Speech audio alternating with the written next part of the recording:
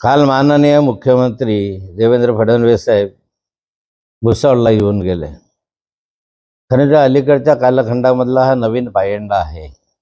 फार पूर्वीपासून मी राजकारणामध्ये आहे आणि तेव्हा पाहत होतो नगरपालिकेच्या नगरपंचायतच्या निवडणुकांच्या प्रचारासाठी मुख्यमंत्री कधी येत नव्हते.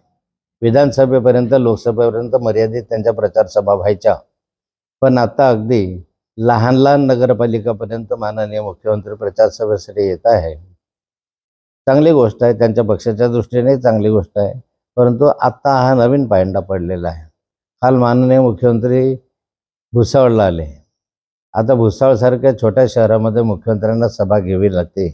याचा अर्थ आहे की भुसावळला जी फाईट आहे राष्ट्रवादी काँग्रेस शरद पवार गटाची, आपल्या पक्षाची आणि भाजपची, ही नक्कीच फाईट जोरदार फाईट दिसते. म्हणजे त्यांना असं वाटतं की यामध्ये भाजपाचा कदाचित पराभव होऊ शकेल.